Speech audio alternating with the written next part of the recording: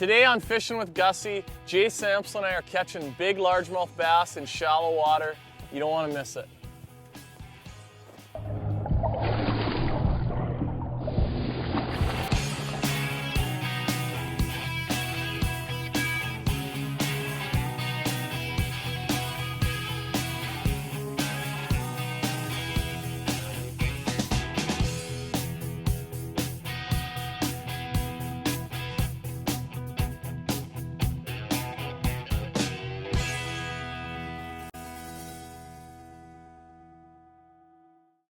Fishing with Gussy is proudly sponsored by and uses Shimano rods and reels. Visit Shimano.ca for all the specs. Just be nice on this side because of the sun now.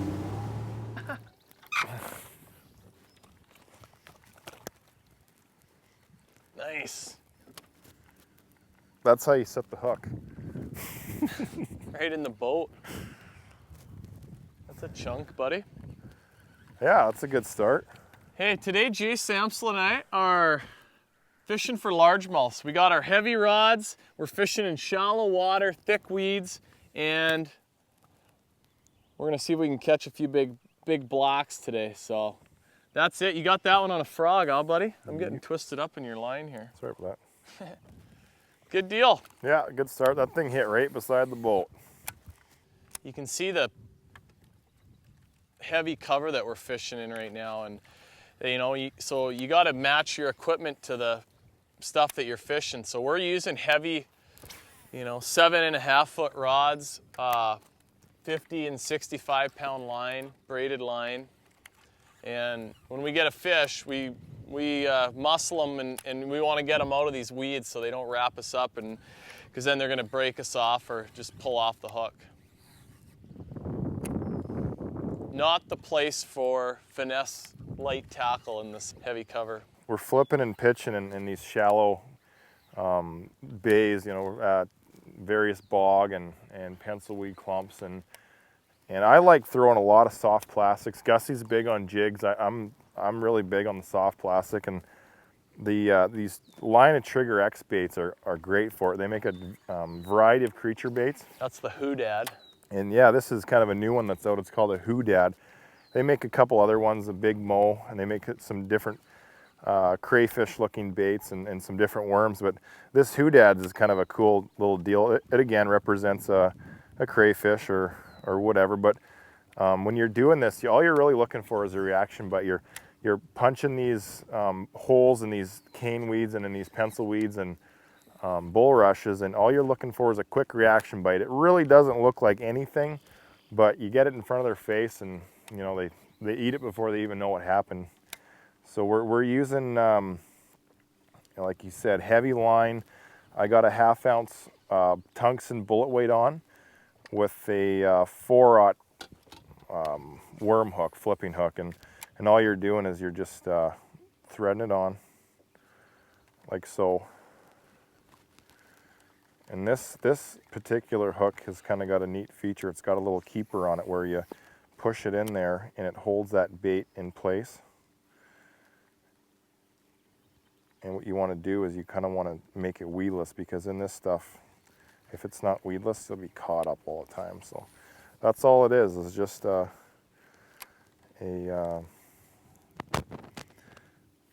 kind of a cool little creature bait. And these things work really good. We've had a lot of success on these things.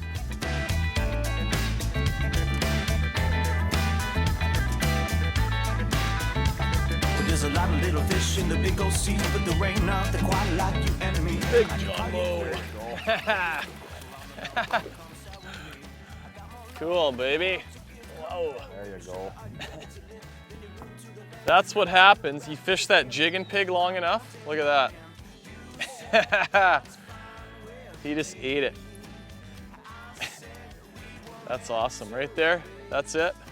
Big jumbo largemouth.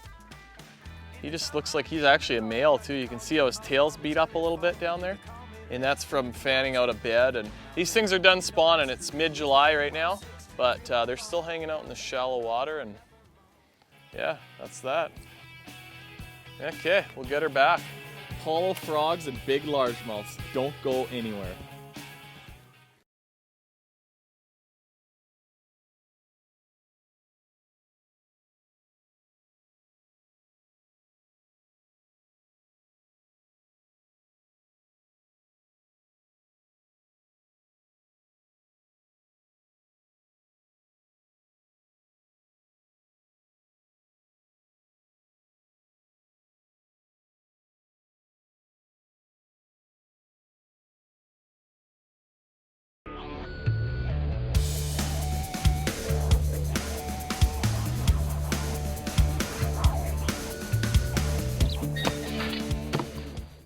In the summer when the bays are thick with weeds, there's a good chance they're also going to be thick with bass. Pencil reeds, lily pads, and maiden cane are my favorite weeds, and when you find those, you're probably going to find some bass. They love the shelter and food that these weeds provide for them, and when they're in these locations, they're very catchable. Just a little rocky spot in between some weeds.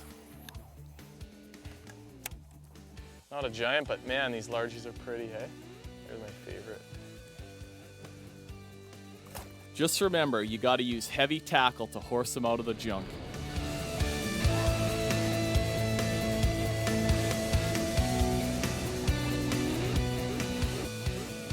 When you get these lines of cattails like this, a lot of the time, and you'll have, you know, it's not always, you can go look, but that was a kind of a bad pitch. But a lot of the time they're actually undercut, and I don't know if you can see it or not, but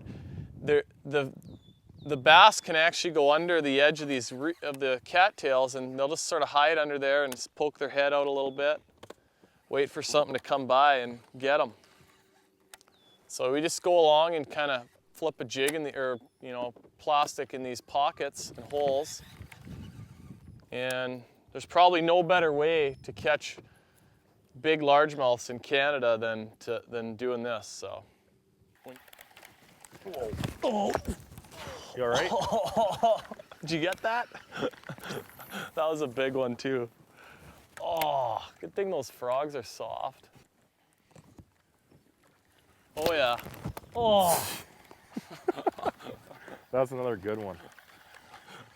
I've now taken, in the last 5 minutes, I've taken 2 frogs at like a full hook set. Jay's a big guy, you know. Really cool new thing here from Rapala, their new digital scale. And hey, nicely done, buddy. Little guy. Looks like we found ourselves a little honey hole here, huh? This scale, if you like to fish tournaments, is really cool. Fast, easy. You can save the weight of the fish on the scale, and it'll assign you a number, and you put one of these balls, numbered balls on, put the fish in the live well, and it's good to go. Easy. You're gonna save time in a tournament. You can cull easy with it, and the scale's accurate, fast. I've used it in a few tournaments this year, and it's been bang on. So good little deal. We'll get this guy back and carry on. Okay, I'm just going to take a second here to show you a cool little trick that I use for tying these worm hooks. I like to use a snell knot, and the reason for it, like I said earlier, is it helps kind of kick that hook out to get higher hooking percentage. So the first part that's important when you tie this is how you thread your line through the eye of the hook. And what's important is to thread it through on the front side of the hook. So when you set that hook, that kicks that hook straight out into the fish's mouth. So what we're doing is we're bringing that line through the eye like that. What I like to do is I like to run the line down the hook shank, make a loop like so. So you have your tag end sticking out down the shank of the hook, and you got this loop. And all we're doing is we're taking 2 fingers, we're going around the hook and through that tag end. Once, twice, 3 times, 4 times, and 5 for good measure. So now you have your line like that, and you got this tag end sticking out. I'll grab this with my mouth and hold it, and all I'll do is I'll just pull this end, my main line, tight. Okay, and now we have that knot tied there, and all we do is wet the shank of the hook, pull it tight, and there it is, and you just trim off your excess. So now when that fish hits, I'll show you what it does. It wants to, well, if I can, like this, it wants to flare that hook out. See that? That's kind of, it gives you a slight idea of what the hook does when you set the hook on these big largemouth. They're getting bigger. Yeah, that was another nice hit. Kind of a 1-2 punch.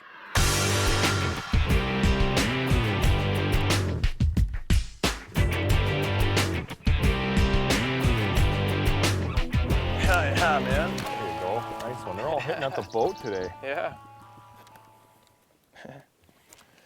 Yeah, so just in between, what we're doing is actually in between where we can flip these undercut banks. That's probably where we're gonna catch the biggest fish. We're throwing these frogs and topwater baits, you know, just covering water out in between. So yeah, that's another pretty nice largemouth bass. Starting to beef up a bit. Yeah, they're starting to get a little beefier now. They finished spawning a few weeks ago. That's pretty clean fish. Good You'll shape. catch them in the shallow water for most of the summer until the temps start to drop. This is where you want to be looking and get her back. Stick around as we cast for more action coming up next.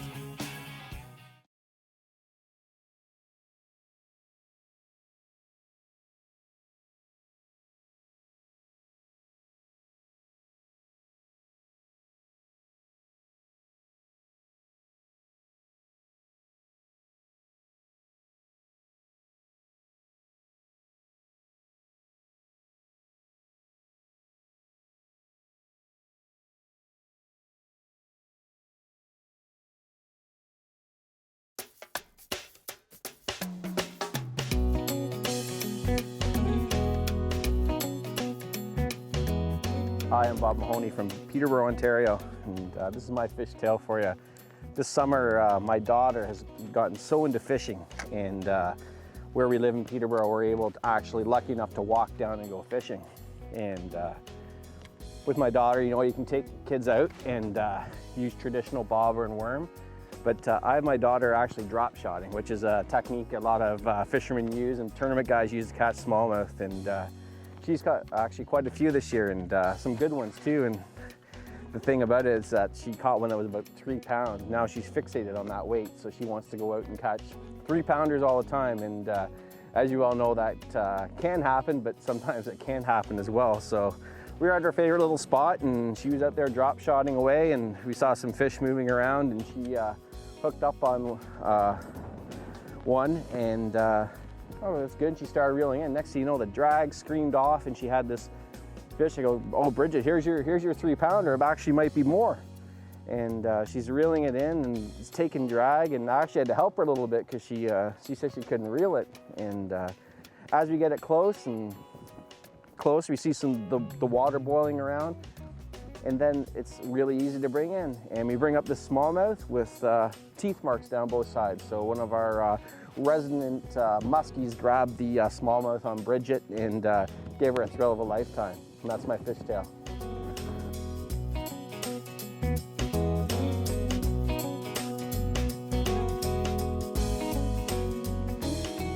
We're in late summer. These fish are going to start to group up a little bit, so we will see quite a few today where we actually hook one and there's buddies following it. There, that's a nice bass. Good deal. Yeah. Wasn't going anywhere. Pliers? Yeah, I'm going to. Oh, maybe not. There you go. Nice fish, Jeff. They've been eating already. Let's get him back in the water. But this time of year, it really seems like these things are keying on smelt. So these, you know, long, slender plastics, and a follow-up bait, you always want to use some sort of jig or yeah, something that you can pitch back in and fish relatively slow. We'll use hair jigs a lot in the summer, tubes, grubs, flukes. I've heard people actually using throwback baits, like a white tube as a throwback bait, especially obviously if they're on the smelt, right? You want to. Yeah. White's great because it's somewhat natural and it's easy for the fish to see. Fish. Oh, smallmouth again. Another nice smallie.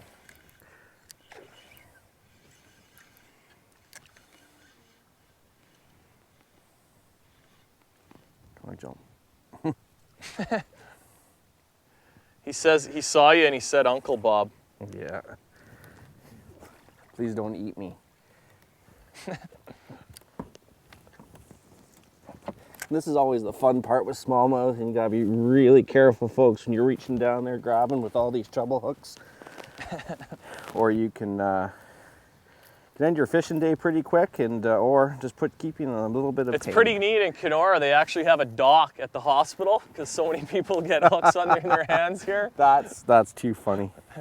Yeah, and not only that, they actually have a wall of fame in the emergency room at the Kenora Hospital with lures. The doctors, when they cut lures out of people, they save them all. Yeah. So if you do go in there and you got to get a hook cut out of you, they're keeping it. There we go. We're gonna get that guy back in the water. Smallmouth are all good fighters. North, south, east, or west. Thanks. Oh, and another bump. People want to know why bass are so fun. That's another reason right there. Look at the attitude. That fish is actually smaller than the bait, and he took a run at it. So we'll get him back and try not to. That'll win you KBI in 10 years, Jeff. Yeah, exactly. He's okay. We'll get him back. That's it. That's it right there. Bass have a great attitude, and you know, they're probably no other fish that you could legitimately say you can catch better on artificial baits, you know, a lot of the time than you could on live bait, which is kind of neat too. I just had another follower coming up. Nice one. Yeah, he was actually. Not a giant like that one I just caught. No, he's a little bigger than yours. Might have been the mother or father of the one. There you go. Watch that fish come up and take it. Cool. This is a good one. Cool. I'm gonna see. Notice the super slick. No noise to the guides. None. Yeah. Holy moly. Not a giant, but resilient. Bulldogger. Yeah.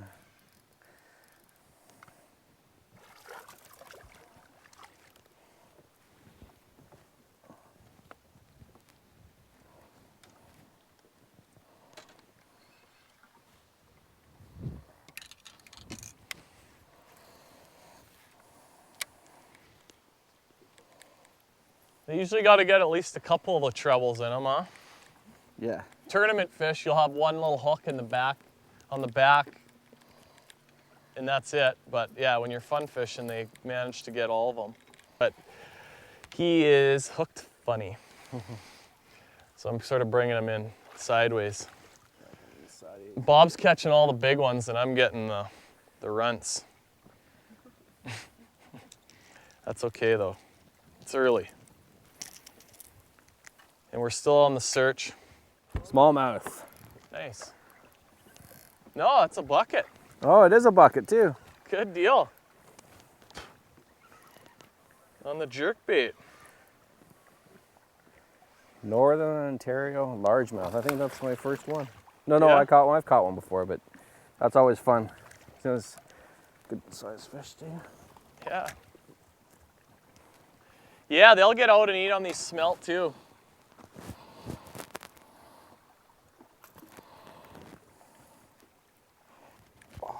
Nice. Nice and clean up here, right? Yeah, they are. They got beautiful colors on them. And Hasn't missed any meals like myself, but that's all right. right So we on. get him back in the water. What's so fun about bass? That's it right there.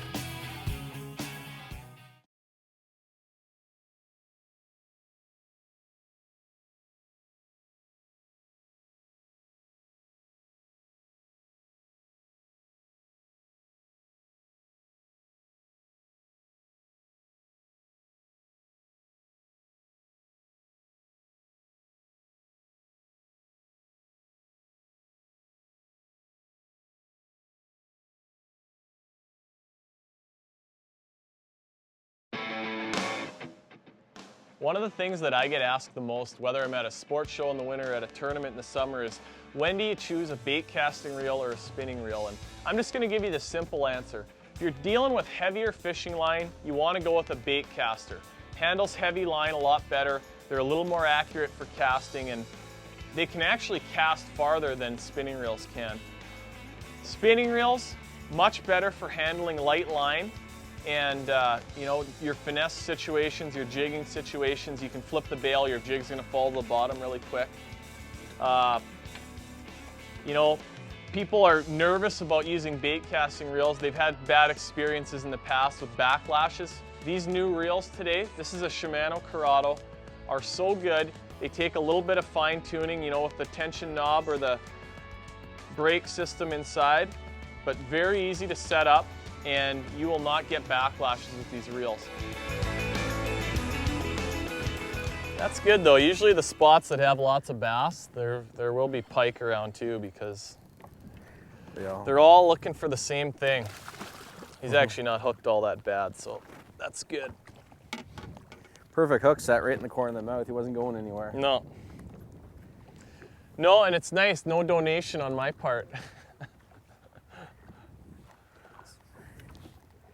Well, You could use a leader, but it's not, he just lose more of the action than anything. And yeah, not a big one, but no, good action. Woo. good juggling. Just while Jeff was hooking that fish, I had another smallmouth follow me up again. So they're really interested in the jerk bait, so we have to really narrow down a pattern to make them start biting. They're coming up and looking at it, and then they're swimming away. People call them rip baits, slash baits, jerk baits. Yeah, there's a little different colored one. Yeah. Give that guy a try.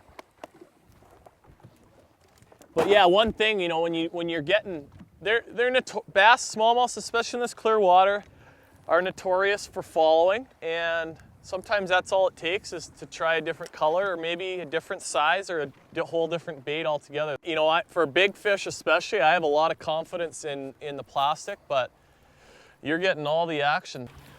There we go. Fish on. Hooked up right off of that edge. So these things we're definitely quickly figuring out that they are up in fairly shallow water. Nice fish. Yeah.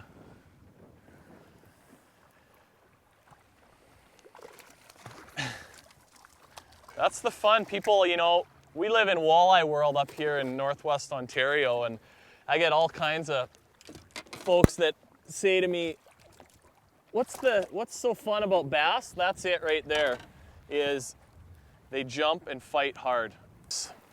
Oh, there we go. One more big giant one to close things off today. So we'll just call it last cast for bass, not big bass. Well, that's gonna about do it. You know, I've got it pretty good. For the most part, I don't ever have any time limits or constraints, and we've all got stuff going on, so we gotta cut things a little bit short today. But Bob, thanks very much for coming up and no problem. Spending the day fishing. That was awesome. I had a blast up here. I always do. I always come up here to catch fish, enjoy the scenery. Usually got to get a little bit of work done when you come up. And yeah, that's part of the game, right? Work and play. So yeah, it's never a bad thing. Well, anyway, it was fun. We'll definitely do it again sometime. Thanks for tuning in, folks. Been a pleasure. Fishing with Gussy proudly uses Power Pro Super Slick line. Power Pro, all of the power with none of the noise.